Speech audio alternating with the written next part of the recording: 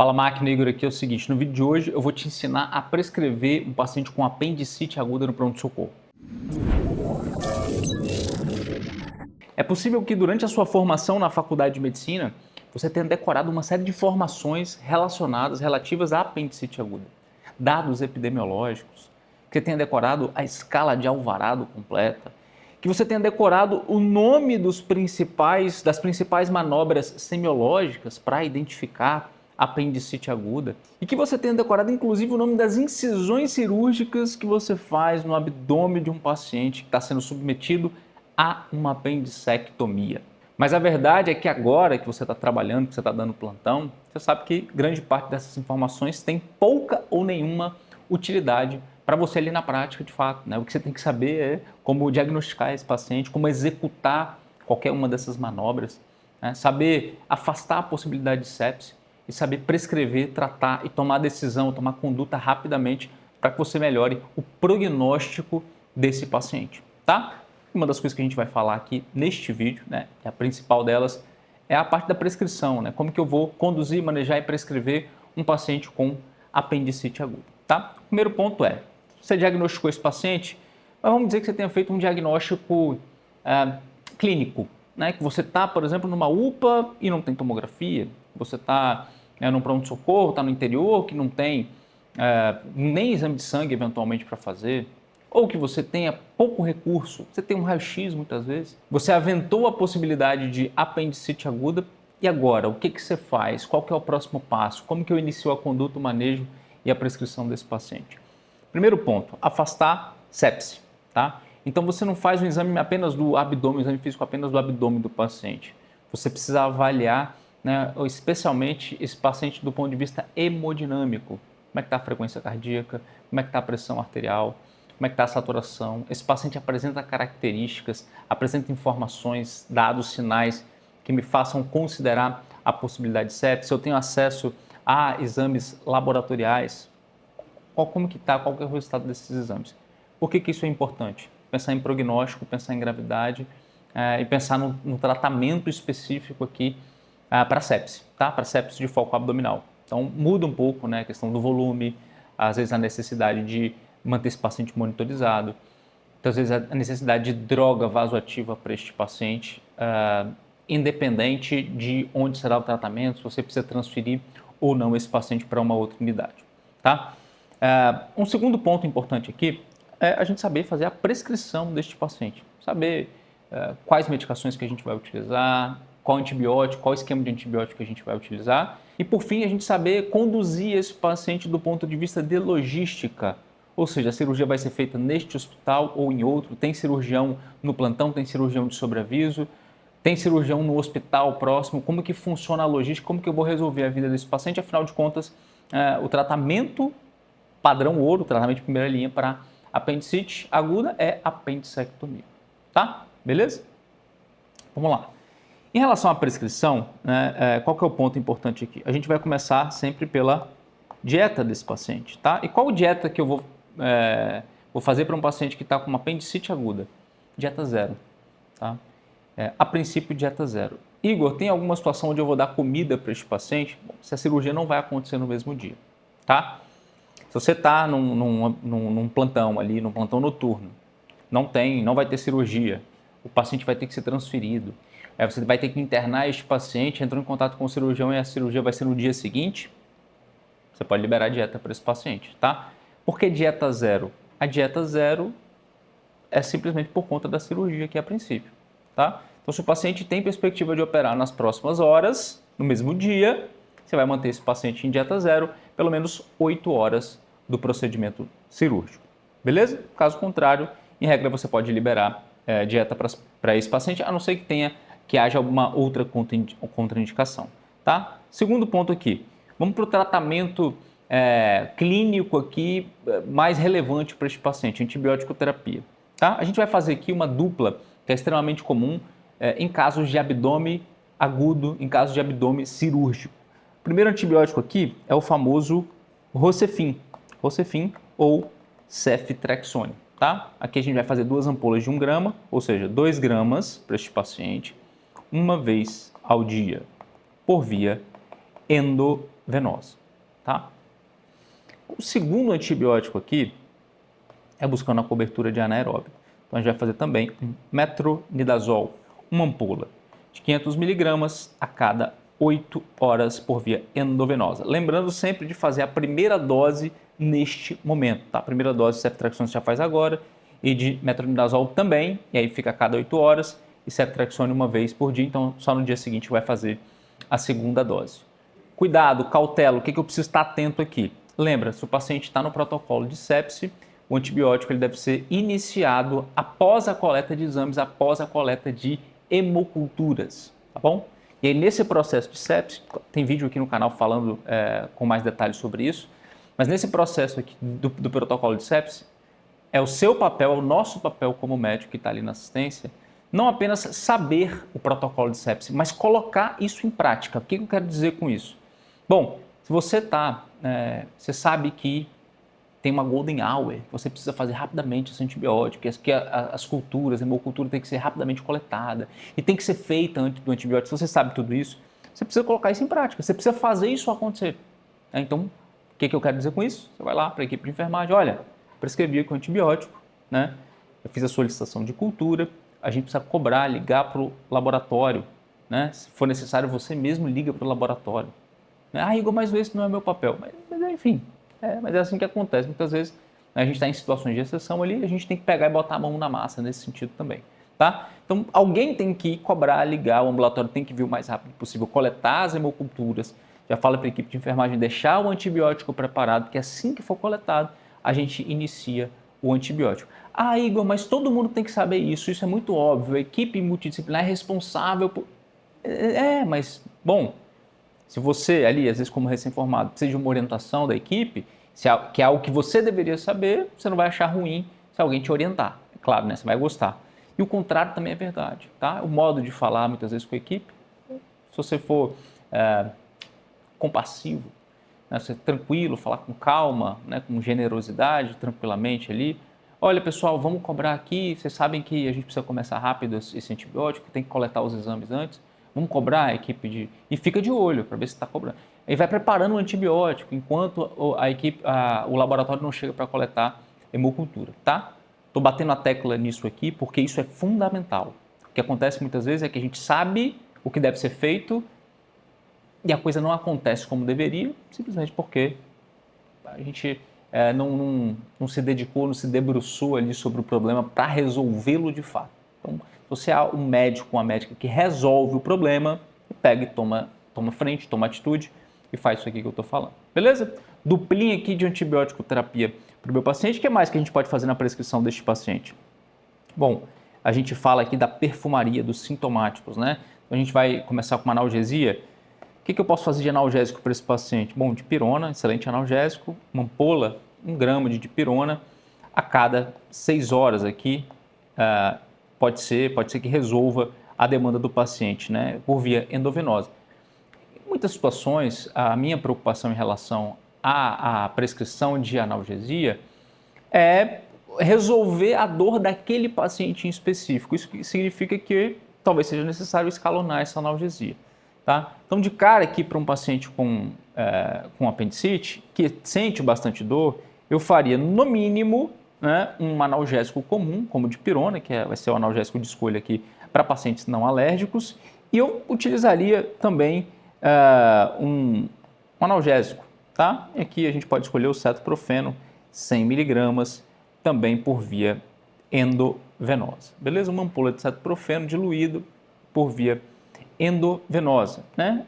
No caso do anti-inflamatório aqui, a gente pode fazer a cada 12 horas, tá? Já está de bom tamanho. Igor, o que mais que dá para fazer? Bom, você pode acrescentar também, e aí pode ser de horário ou SOS, um opioide para esse paciente, tá? Uma boa escolha aqui seria o tramadol clássico, tá? 100 miligramas, né? Uma ampola de tramadol, em regra diluída ali em 100 ml de soro fisiológico por via endovenosa, e você pode deixar a cada 6 horas ou a cada 8 horas SOS. Se o paciente estiver sentindo uma dor mais forte, né? Administrar caso dor mais intensa. Caso o paciente esteja sentindo dor já de bastante intensidade, que não está resolvendo com analgésico e com anti-inflamatório, você faz o tramadol, de horário mesmo, tá? Não precisa ser SOS. Uma outra medicação que a gente pode deixar aqui para um paciente com apendicite aguda, que entra aqui na nossa perfumaria, entra nos nossos sintomáticos, é um remédio para tratar êmese, né? Êmese ou vômitos, bromoprida, tá? Independente se eu estou prescrevendo tramadol ou não, que tem um efeito adverso e bastante conhecido, que é o enjoo, náusea, né, que vem acompanhado com este opioide, na maior parte dos casos, eu posso deixar essa bromoprida aqui de horário, ainda que eu não prescreva o tramadol. Porque, bom, qualquer paciente, pode ser que ele tenha náusea, tenha enjoo, enfim, você deixa estar prescrito lá para esse paciente. No caso do paciente com um abdômen agudo, um abdômen cirúrgico, no caso de apendicite aguda, é muito comum que esse paciente faça náusea mesmo, sabe? Então já deixa prescrito a bromoprida de horário ou SOS aqui também, dependendo do contexto. Beleza? O que mais que eu vou fazer para esse paciente? Bom, é interessante você deixar também um volume para esse paciente, tá? Aqui, o cristalóide de escolha, né, o que eu mais uso é o Ringer lactato, beleza? Que é o mais próximo aqui do que a gente tem de fisiológico aqui no corpo, que não é o soro fisiológico. O soro fisiológico é menos fisiológico do que o Ringer lactato. Então a gente deixa 500 ml aqui. Ah, Igor, quanto que eu vou fazer? Quantas vezes por dia? Qual que é o volume? Cristalóide não tem jeito, é titular. É fazer meio litro e observar. Fazer meio litro e reavaliar. Fazer e reavaliar conforme necessidade e conforme a resposta deste paciente, tá?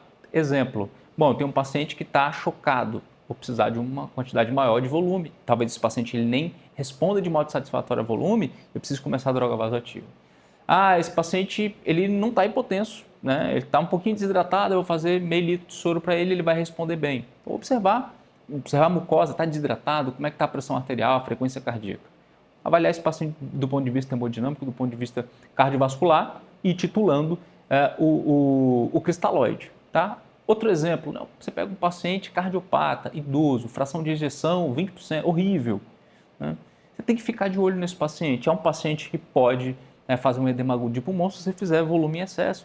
Então você pode fazer, inclusive, alíquotas menores de cristalóide, 250, de meio litro. Você pode ser mais agressivo, né, vamos dizer, ao iniciar drogas vasoativas para esse paciente, porque ele não suporta, ele não tolera quantidades grandes de volume, tá? Então, ficar de olho nesses pacientes com múltiplas comorbidades, cardiopatas, inclusive os mais graves. Eu tenho que ter um controle maior desse paciente, eu tenho que observar mais de perto. São pacientes que muitas vezes, durante a internação, são candidatos à hemodiálise de urgência, porque são pacientes que têm uma deficiência cardiovascular, uma deficiência hemodinâmica de base já muito relevante.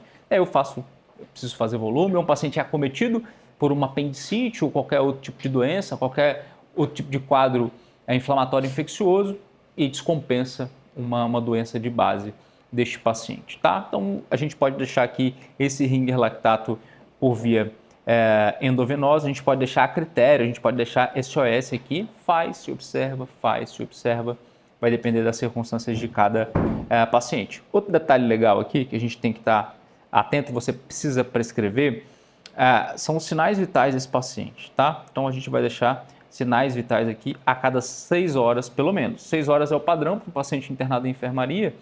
Se eu tenho um paciente que vai para a UTI, né, e aí talvez o intensivista que vai prescrever esse paciente, né, mas vai para a sala vermelha, esse paciente vai para uma semi-intensiva, não tem nada disso aqui, eu estou numa UPA, eu só tenho um monitor, beleza, vai lá para a sua sala vermelha,